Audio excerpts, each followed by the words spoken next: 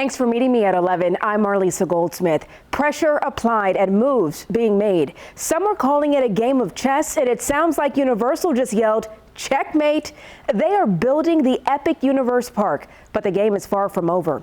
Disney may have just showed their hand, though. They announced their own plans to expand, and it could be their biggest expansion yet. Hannah McKenzie is live tonight near Disney with the latest. Hannah, break this down for us. What's going on?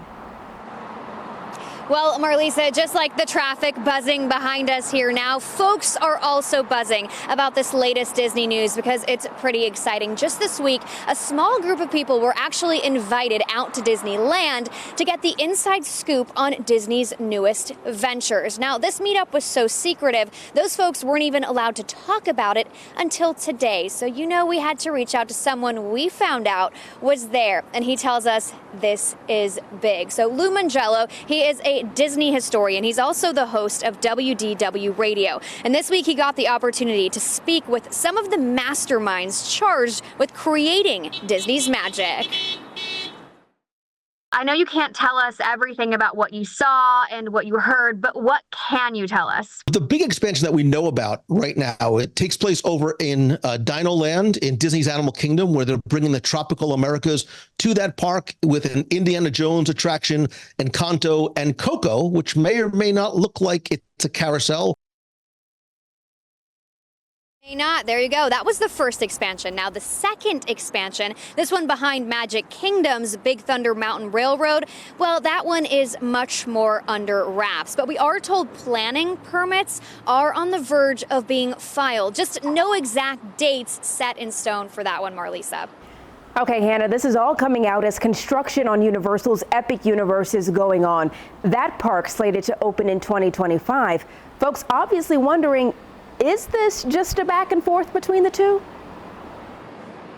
That is exactly right. So another Disney expert I spoke with said, yes, exactly. They are always trying to outdo one another, but that competition is actually really good. It keeps people entertained, it keeps them coming back, and it keeps money flowing into Central Florida. Marlisa.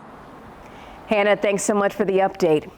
A police officer's view shows flames, but that doesn't stop them from running into an apartment to try to save the people inside. Manny Martinez walks us through the tragedy that killed one young boy. Watch as Altamont Springs police officers sprint toward the flames.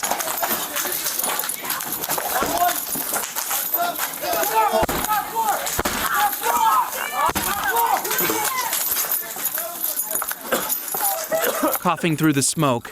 Got everything? Get out of your house. One officer goes door to door trying to get everyone to safety. Police department! They're saying there's a juvenile inside, but it is way too hot. All right, go over there. 11-year-old Ramon didn't make it out. His grandmother can't believe it. Don't nobody want to get a phone call and say your grandson or your son or daughter or whatever has perished because of fire. Now family and friends are adding to a growing memorial. Teddy bears, balloons, and candles left behind in Ramon's honor. I started crying in the middle of class because, that's my friend, And he was so young, too. Wow, just sad. While developing tonight, the Florida Forest Service is using drones to keep controlled burns controlled. The drones carry balls of antifreeze which ignite when they hit the ground. Firefighters say the drones are much safer than using helicopters or hand torches on the ground. These drones are so effective, states like California, Georgia, and Mississippi are following Florida's lead. Ready or not, hurricane season is coming and it is going to be a busy one. The first official outlook was released today. And get this, forecasters say we could see 23 named storms. Meteorologist Noah Berggren is here to break it all down for us. Noah, that is a lot of storms, my friend. That would be historic, Marlisa, because we'd go through the entire regular list and then into the supplemental list. Here's what's average historically in terms of named storms: 14. 7 for hurricanes, 3 majors. That's the average of every hurricane season ever documented. This year's Colorado State forecast is extremely bullish. 23 named storms, 11 hurricanes, 5 majors. For perspective, last year there were 20 named storms, 7 hurricanes, and 3 majors. And look, I get it. If you've watched enough, you know I try to be a very transparent meteorologist. I get it. A lot of you probably look at this and hear me say this. They go, oh, come on. Every year you guys say it's above average. I hear you. But let me give you some perspective. Last year was the 4th most storms on record, only 1 hurricane landfall. 1992, we had only 7 named storms and 1 hurricane landfall, and that happened to be Hurricane Andrew, which is one of the worst in Florida's history. So even though there's a big number here for the named storms, in no way does this give any credence to, are 20 of these going to hit the U.S. or just 1? Obviously, we'll hope for just 1, but certainly the point here in the take-home message is all indicators are pointing to a very high number of storms this year in the Gulf, in the Atlantic. But rest assured, when hurricane season does roll around, we'll be here to get you through it every step of the way. We'll talk much more about your forecast coming up. Marlisa. We'll see you then, Noah. Police are looking for this man, and they're asking all of us to keep our eyes out. Orlando police say on March 2nd, Theodric Camps shot and killed a man at the Chill Game Room Pool Hall in Orlando. There's a $5,000 reward for information that leads to an arrest. Maddie Soto's cause of death will not be released. The medical examiner says the 13-year-old's autopsy is confidential because of a state statute. So that means we won't get any new information about what happened to her. There's a huge concern about her tragic fate, though. Randy Hildreth did uncover new frantic 911 calls. The newly released 911 calls show the beginning stages of the search for 13-year-old Maddie Soto.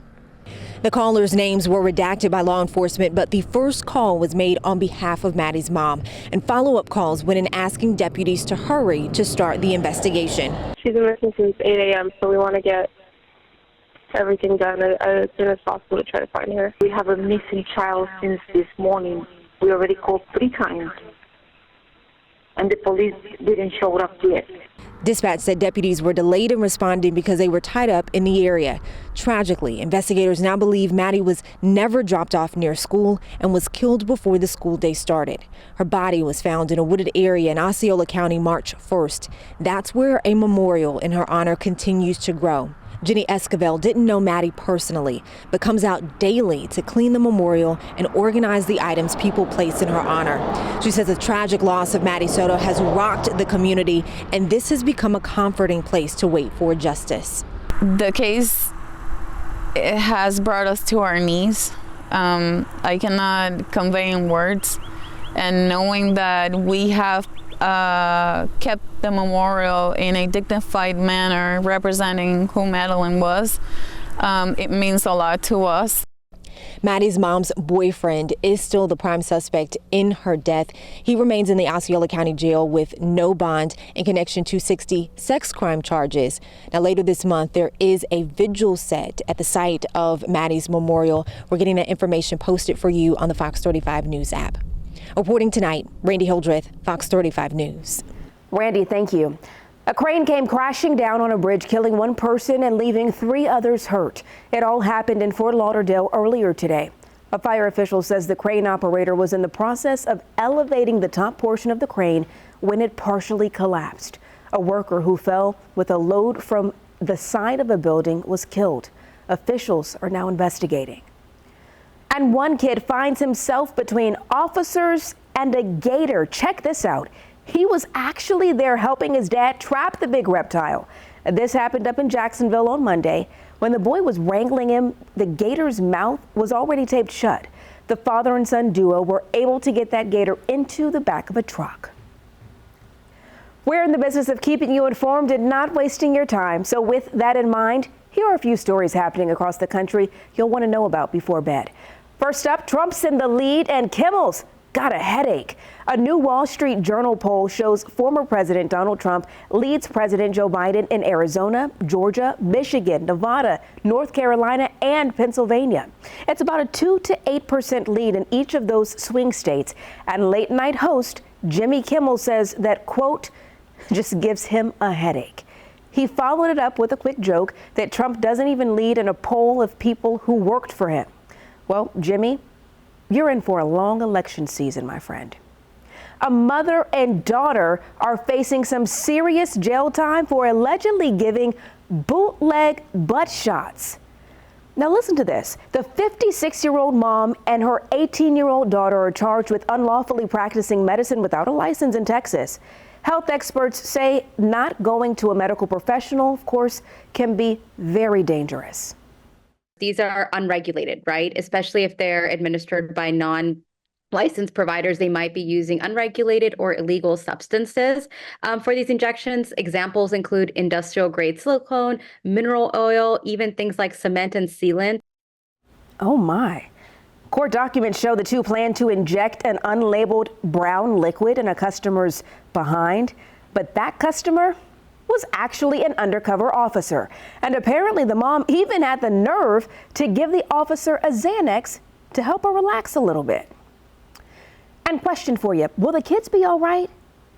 That's the question a lot of grandparents and parents are asking right now. Some are saying the American dream is way too far out of reach, financially speaking. Apparently, some go even further and say the American dream is dead. A poll from last year shows only 36% of people still believe in the American dream.